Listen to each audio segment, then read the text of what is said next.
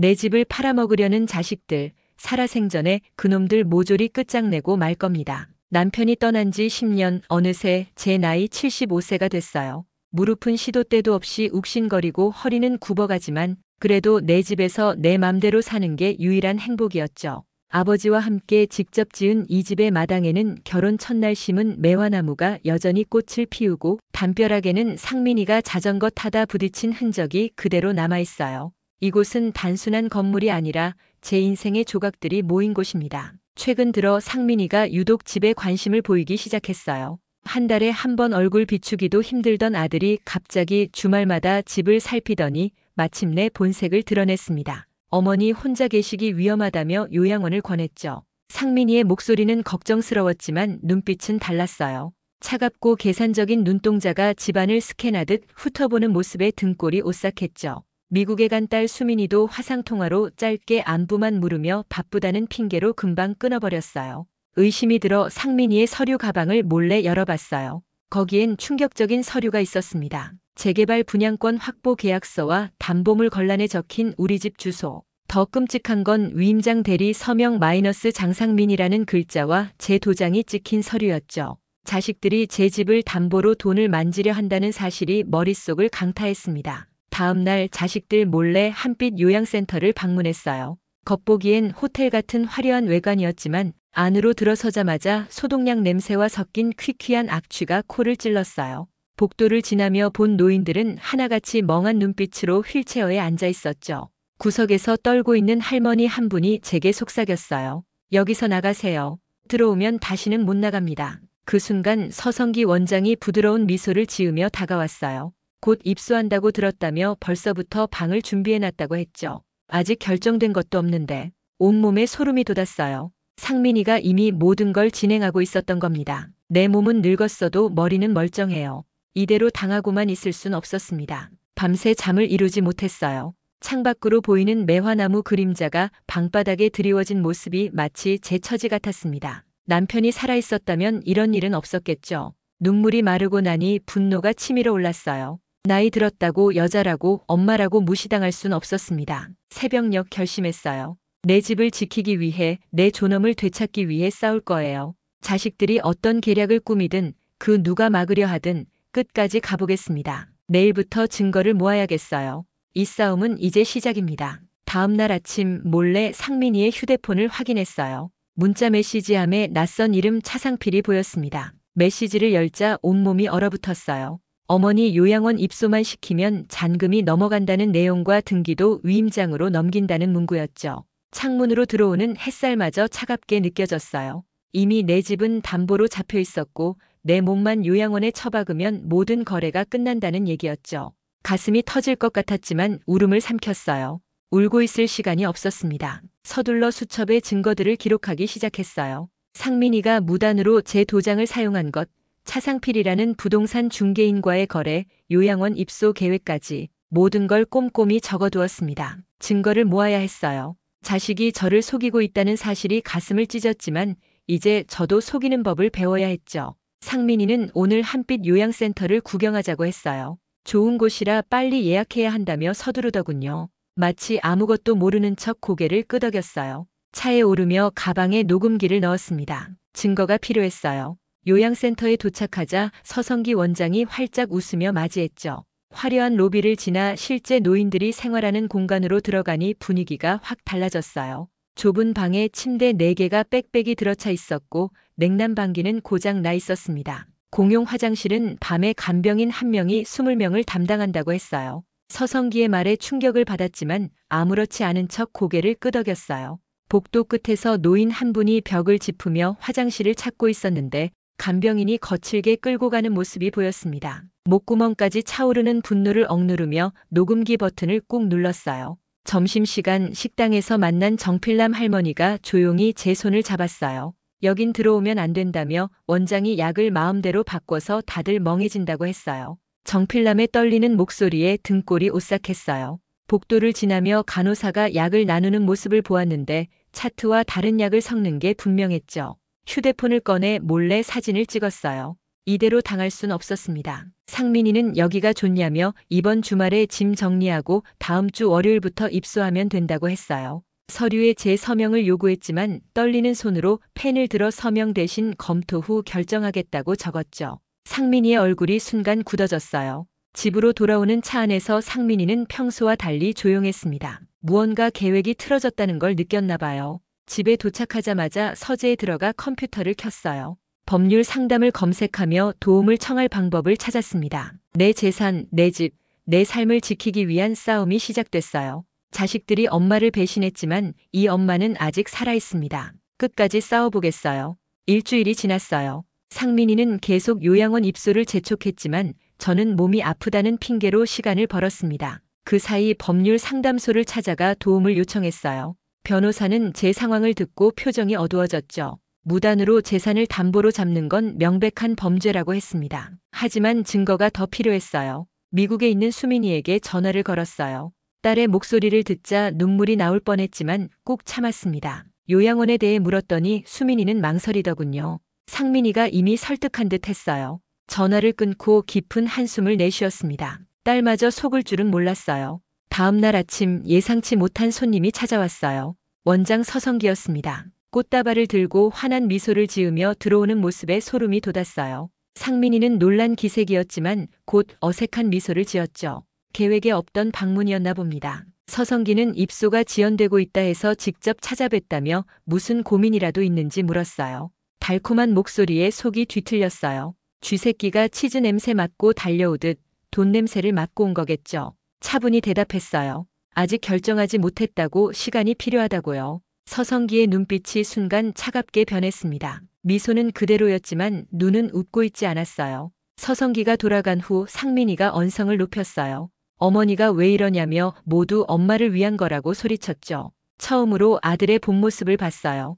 돈에 눈이 멀어 늙은 엄마를 팔아먹으려는 냉혈한이었습니다. 밤이 되자 몰래 컴퓨터를 켰어요. 한빛 요양센터의 과거 사건을 검색했더니 충격적인 기사들이 나왔습니다. 지난해 노인 학대 의혹이 있었고 서성기는 예전에 의료법 위반으로 병원이 폐쇄된 전력도 있었어요. 증거를 모으려고 프린트하는데 갑자기 상민이가 방에 들어왔습니다. 상민이는 어머니가 뭘 하냐며 의아해했어요. 가슴이 쿵쾅거렸어요. 프린트 버튼을 누른 종이를 재빨리 가리며 아무것도 아니라고 둘러댔죠. 상민이는 의심스러운 눈빛으로 살펴보다 나갔어요.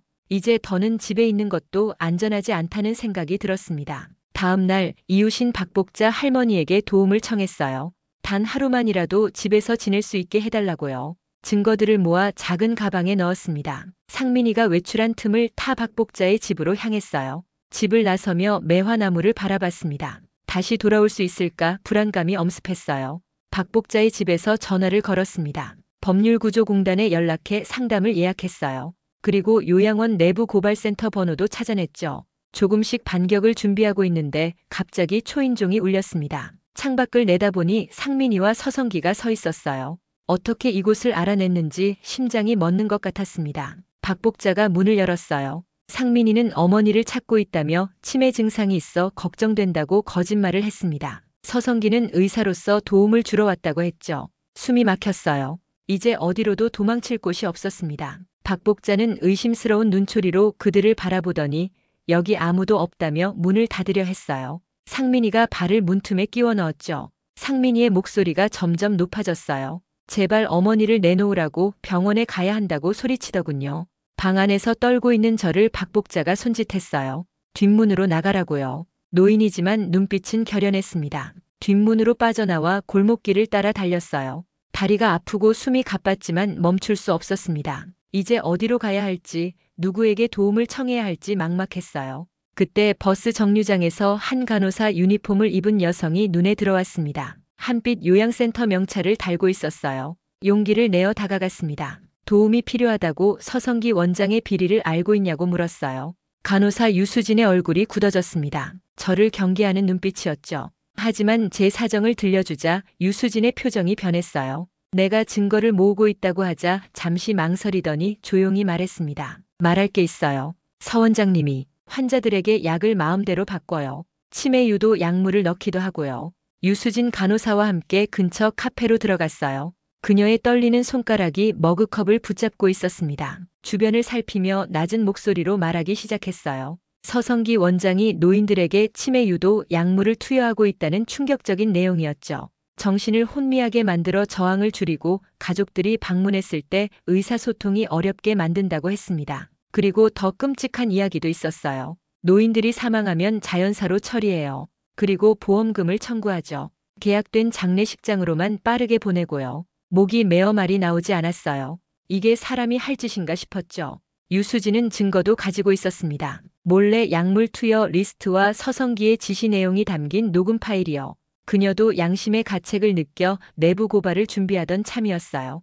카페를 나와 유수진의 작은 원룸으로 향했습니다. 그곳에서 증거 파일들을 확인했어요. 목록에는 노인들 이름과 투약량이 적혀 있었는데 제 이름도 이미 등록되어 있었습니다. 강말순 마이너스 입소 첫날 표준량의 2배 투여. 온몸이 얼어붙는 것 같았어요. 벽시계가 저녁 8시를 가리킬 때 갑자기 유수진의 휴대폰이 울렸어요. 서성기였습니다. 강말순이 있냐면서 화를 내고 있었죠. 유수진은 모른다고 대답했지만 떨리는 목소리가 의심을 샀나 봐요. 서성기가 지금 당장 와보라고 협박했습니다. 유수진의 얼굴이 창백해졌어요. 서성기가 이 원룸을 알고 있다며 빨리 피해야 한다고 했죠. 서둘러 증거 파일을 복사해 제 가방에 넣었어요. 커튼 사이로 밖을 내다보니 검은 세단이 멈추고 상민이와 서성기가 내리는 모습이 보였습니다. 숨이 막혔어요. 유수진은 뒷문으로 빠져나가자며 제 손을 잡았습니다. 계단을 내려가는데 위에서 발소리가 들렸어요. 가슴이 터질 듯이 뛰었죠. 좁은 골목길로 빠져나와 달렸습니다. 무릎이 아파왔지만 멈출 수 없었어요. 뒤에서 상민이의 고함 소리가 들렸습니다. 어머니, 어디 계세요? 위험해요. 병원에 가셔야 해요. 병원이라. 한빛 요양센터겠죠. 2번 다시는 그곳에 발을 들이지 않겠다고 마음먹었어요. 유수진은 저를 시내버스 정류장으로 데려갔습니다. 마지막 버스가 곧 올 거라고 했어요. 유수진의 친구가 다른 구에 살고 있는데 그곳으로 가라고 주소를 적어주었습니다. 버스에 오르기 전 유수진이 떨리는 목소리로 말했어요. 서성기의 비리를 고발해 줄 것과 자신의 이름은 밝히지 말아달라고요. 무서워하는 눈빛이었지만 결연한 의지도 보였습니다. 고개를 끄덕이며 작별 인사를 했어요. 버스가 출발하자 뒤로 서성기의 차가 골목에서 나오는 게 보였어요. 심장이 쿵쾅거렸습니다. 버스 안에서 증거 파일들을 다시 살펴봤어요. 노인 학대뿐만 아니라 보험 사기, 약물 오남용 모든 게 기록되어 있었습니다. 그리고 충격적인 사실도 발견했어요. 차상필이라는 부동산 업자가 서성기와 결탁해 노인들의 집을 담보로 잡아 재개발 권리를 얻는 수법을 쓰고 있었던 거예요. 상민이에게 지급된 금액도 명시되어 있었습니다. 내 아들이 얼마에 엄마를 팔았는지 숫자로 적혀 있었어요. 창밖으로 어둠이 깊어갔습니다. 낯선 도시의 불빛들이 흘러갔어요. 75년을 살아오면서 이런 도망자 신세가 될 줄은 몰랐습니다.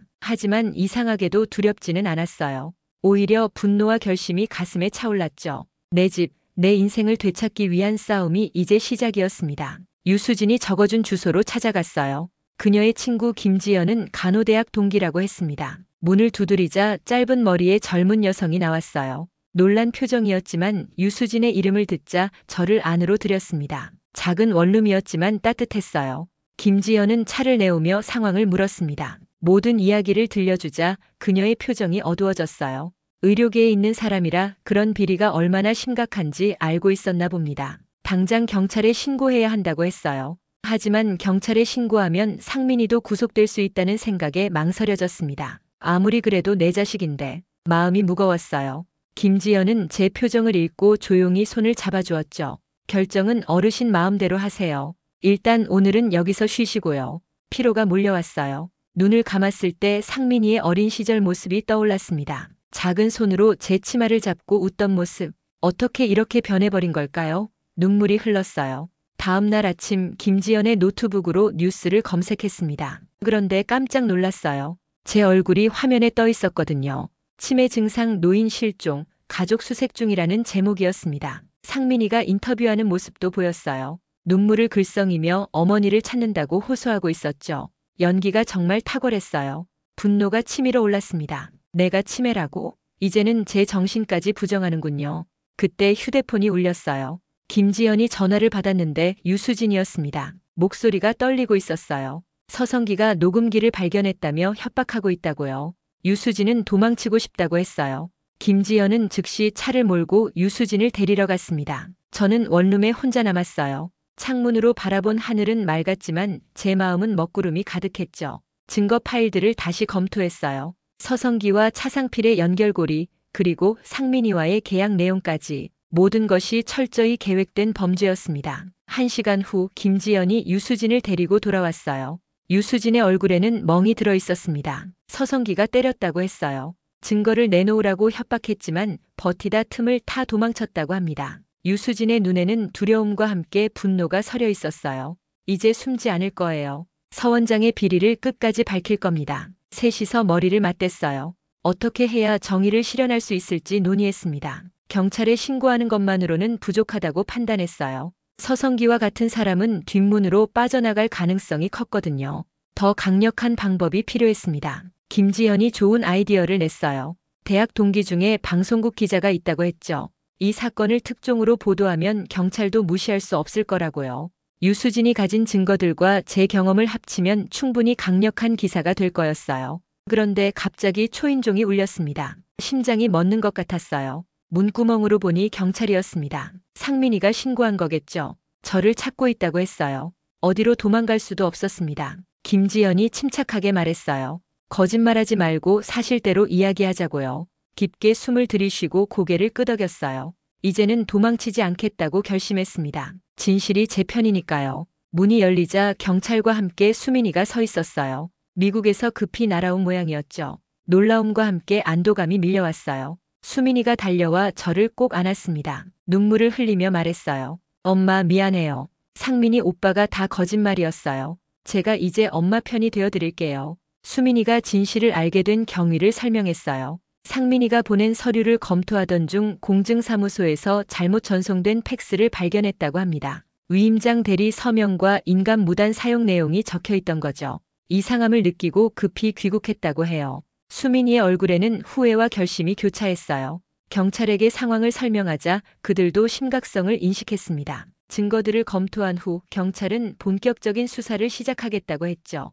유수진의 증언이 결정적이었습니다. 경찰서로 이동해 정식으로 진술했어요. 상민이의 도장 무단 사용, 집을 담보로 한 재개발 분양권 확보 시도 서성기 원장의 약물, 오남용과 노인 학대까지 모든 것을 털어놨습니다. 진술이 마무리될 무렵 변호사가 들어왔어요. 수민이가 급히 선임한 노인 인권 전문 변호사였죠. 증거가 확실하니 집으로 돌아가도 된다고 이미 가압류 신청도 해놓았다고 합니다. 집으로 돌아가는 길 가슴이 먹먹했어요. 내 집이라고 생각했던 곳이 이제는 낯설게 느껴졌습니다. 정문 앞에 도착하자 매화나무가 반겨주는 것 같았어요. 적어도 이 나무만큼은 변함없이 저를 기다려주고 있었죠. 현관문을 열자 상민이가 서 있었어요. 표정이 창백했습니다. 경찰이 다녀갔고 모든 서류를 압수했다고 하더군요. 상민이는 아무 일도 없었다는 듯 웃으려 했지만 눈빛은 불안했어요. 상민이의 변명을 끊었습니다. 더 이상 거짓말을 듣고 싶지 않았어요. 상민이의 눈을 똑바로 바라봤죠. 세월의 무게를 견뎌온 제 눈빛에 상민이가 고개를 숙였습니다. 처음으로 진짜 모습을 보여주는 것 같았어요. 상민이는 돈이 필요했다고 했습니다. 회사에서 투자금을 잘못 써서 집을 담보로 하지 않으면 감옥에 갈 수도 있었다고요. 잠시 가슴이 아팠어요. 내 아들이 범죄자가 될 수도 있다는 생각에요. 하지만 곧 마음을 다잡았습니다. 그 어떤 이유도 자식이 부모를 속이고 이용한 것을 정당화할 수는 없었으니까요. 내 잘못은 내가 책임져야 한다고, 내 집은 내가 지킬 거라고 단호하게 말했어요. 상민이가 무너지듯 주저앉았습니다. 처음으로 진심 어린 눈물을 흘리는 것 같았어요. 하지만 이미 돌이킬 수 없는 강을 건넜습니다. 수민이가 상민이에게 집을 나가라고 했어요. 더 이상 이 집에 있을 자격이 없다고요. 다음 날 아침 뉴스를 틀었어요. 첫 번째 기사가 요양원 내 노인학대 및 부동산 사기 연루 의혹이었습니다. 김지연의 기자 친구가 특종을 터뜨린 거예요. 서성기 원장의 사진과 함께 한빛 요양센터 내부 영상도 공개됐죠. 유수진의 증언과 녹음 파일이 결정적 증거였습니다. 1시간 후 경찰이 다시 왔어요. 서성기와 차상필이 체포됐다고 했습니다. 그리고 상민이도 조사를 받고 있다고요. 착잡한 마음이 들었지만 한편으론 정의가 실현되는 것 같아 안도감도 느꼈습니다. 75년 인생에서 이런 싸움을 하게 될 줄은 몰랐지만 지키고 싶은 것이 있다면 어떤 나이에도 싸울 수 있다는 걸 배웠어요. 여기서 끝나지 않을 겁니다. 더 많은 노인들이 저와 같은 일을 당하지 않도록 이제 제 싸움은 더 넓은 세상을 향해 나아가야 했어요. 며칠 후 변호사가 재산권 보호에 관한 법률 서류를 들고 왔습니다. 상민이가 불법으로 설정한 담보가 무효화되었고 제 재산권이 안전하게 보호된다고 했어요. 하지만 마음 한편에는 여전히 씁쓸함이 남아 있었죠. 자식을 고발해야 했던 이 상황이 결코 승리처럼 느껴지지는 않았거든요. 법원 앞에서 상민이를 마주쳤어요. 구속은 면했지만 보석으로 풀려난 상태였습니다. 눈이 마주치자 고개를 숙였어요. 처음으로 진짜 후회하는 표정이었죠. 하지만 이미 돌이킬 수 없는 일들이 너무 많았습니다. 상처는 시간이 지나도 완전히 아물기 힘들 것 같았어요. 사건 이후 일주일이 지났습니다. 뉴스에서는 계속해서 한빛 요양센터 사건을 다뤘어요. 보건복지부 특별조사팀이 압수수색을 진행했고 서성기 원장은 구속 상태로 조사를 받고 있었죠. 차상필도 고령자 사기 및 부정청탁으로 체포되었습니다. 서재에 앉아 신문을 읽고 있는데 초인종이 울렸어요. 문을 열자 정필남 할머니가 서 있었습니다. 한빛 요양센터에서 함께 만났던 그 할머니였어요. 표정이 밝아져 있었죠. 정필남은 요양원이 폐쇄 절차에 들어갔다고 했어요. 모든 입소자들이 다른 시설로 옮겨졌다고요. 그리고 더 중요한 소식도 가지고 왔습니다. 요양원 내에서 몰래 녹음기기로 담아둔 서성기의 대화들이었어요.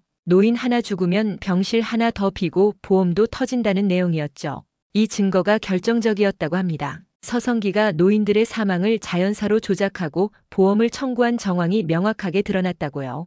검찰이 특별수사팀을 꾸렸다는 이야기도 들었어요. 수민이가 차를 가지고 왔습니다. 함께 검찰청으로 향했어요. 추가 진술을 요청받은 거였죠. 검사는 매우 진지한 표정으로 저희를 맞았습니다. 이번 사건이 단순한 재산 사기가 아니라 조직적인 노인 학대와 보험 사기까지 연결된 대형 사건으로 확대되고 있다고 했어요. 진술을 마치고 나오는 길에 유수진을 만났습니다. 그녀도 증언을 하러 왔다고요. 유수진의 얼굴에는 더 이상 두려움이 없었어요. 대신 당당한 결의가 서려 있었죠. 그녀는 더 많은 내부 증거를 확보해 왔다고 했습니다. 서성기가 환자 사망을 조작하고 보험 청구한 증거 영상까지요. 집으로 돌아오는 길 수민이가 조용히 말했어요. 상민이가 모든 혐의를 인정했다고요. 회사에서 해고되었고 계좌도 동결되었다고 합니다. 마음이 무거웠지만 한편으론 진실이 밝혀지는 것에 안도감도 느꼈어요. 저녁 뉴스에서는 이번 사건이 특종으로 다뤄졌습니다. 재개발 위장 계약 요양원 내 노인학대 사망 보험 사기 연결고리가 전부 드러난 거예요. 기자회견에 초대받았지만 처음엔 망설였어요. 제 얼굴이 공개되는 게 부담스러웠거든요. 하지만 수민이가 제 손을 꼭 잡아주었습니다. 용기를 내라며 같은 분들이 목소리를 내야 세상이 바뀐다고 했죠. 다음 날 기자회견장에 섰어요. 떨리는 마음을 진정시키며 마이크 앞에 섰습니다. 준비한 말을 천천히 읽어내려갔어요. 75세 강말순이라고 소개하며 아들이 집을 팔아먹으려 했고 요양원에 가두려 했지만 늙었어도 팔릴 만큼 싸구려 인생은 아니라고 말했습니다. 말을 마치자 기자들의 카메라 플래시가 터졌어요. 그리고 뒤에서 박수 소리가 들렸습니다. 뒤돌아보니 정필남과 유수진 그리고 김지연까지 모두 와 있었어요.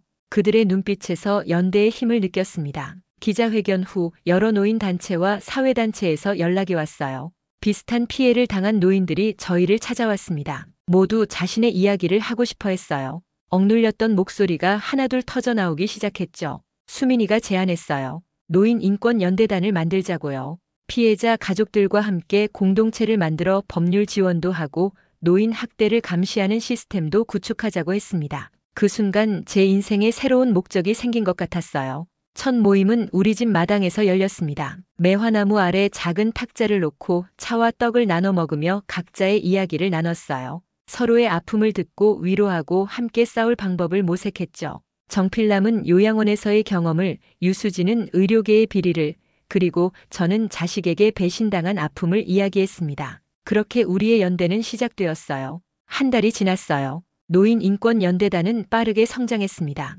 처음엔 10명 남짓이었지만 이제는 100명이 넘는 회원이 생겼어요. 피해자뿐 아니라 변호사, 의사, 사회복지사 등 전문가들도 자원봉사로 참여하기 시작했죠. 매주 목요일은 법률 상담의 날이었어요. 노인 재산권 보호를 위한 상담이 주를 이루었죠. 금요일은 의료 상담의 날로 요양시설 선택 방법과 의약품 오남용에 대한 교육이 진행됐습니다. 처음 해보는 일이라 서툴렀지만 모두가 열정적이었어요. 가장 뿌듯했던 건 요양시설 감시단 활동이었습니다. 정필남과 함께 요양시설을 불시 방문해서 환경을 점검하고 노인들과 대화를 나누는 일이었어요. 불법적인 약물 투여나 학대 징후가 있으면 즉시 신고했죠. 벌써 3군데 요양원에서 비리가 적발되었습니다. 서성기와 차상필의 재판이 진행 중이었어요. 검찰에서는 최대한의 형량을 구형했다고 합니다. 상민이도 재판을 받고 있었죠. 집행유예를 받을 가능성이 높다고 했어요. 마음이 복잡했지만 그래도 법의 심판을 받는 게 맞다고 생각했습니다. 어느 날 아침 초인종이 울렸어요. 문을 열자 상민이가 서 있었습니다. 처음 보는 낯빛이었어요. 초라하고 수척해진 모습이었죠. 무슨 말을 해야 할지 몰라 서로 침묵만 지켰어요. 잠시 후 상민이가 무릎을 꿇었습니다. 상민이는 모든 잘못을 인정하고 용서를 구했어요. 어떤 변명도 하지 않았죠.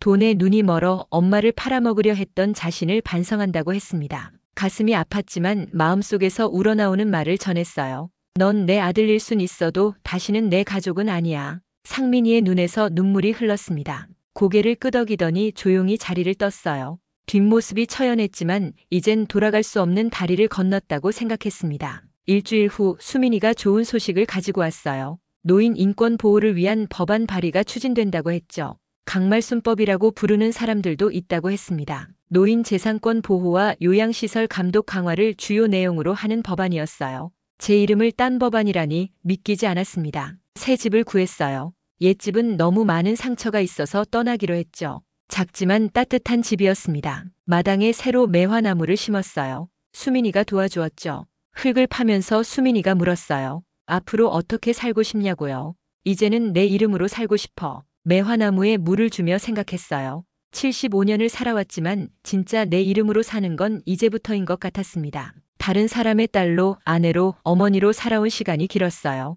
이제는 강말순으로 살고 싶었습니다. 새집 현관에 작은 명패를 달았어요. 강말순, 인간답게 늙는 법을 가르치다. 제 인생의 새로운 장이 시작되는 것 같았습니다. 노인인권연대단 사무실에서는 매일같이 전화벨이 울렸어요. 도움을 요청하는 노인들, 자원봉사를 하고 싶다는 젊은이들, 후원을 하고 싶다는 기업들까지 작은 불씨가 큰 불꽃이 되어가고 있었어요. 마당에서 떡을 만들다 문득 하늘을 올려다봤습니다. 남편이 보고 있다면 뿌듯해할 것 같았어요. 아직 가야 할 길이 멀지만 이제는 혼자가 아니었으니까요. 내 편이 되어주는 사람들과 함께라면 어떤 싸움도 해볼 만했습니다. 여러분도 지금 누군가에게 부당한 대우를 받고 계신가요? 나이 들었다고 약하다고 무시당하고 계신가요? 저 강말순이 말씀드립니다. 당신의 인생은 결코 싸구려가 아닙니다. 함께 목소리를 내어봐요. 구독과 좋아요, 알림 설정 해주시고요. 시청해주셔서 감사합니다.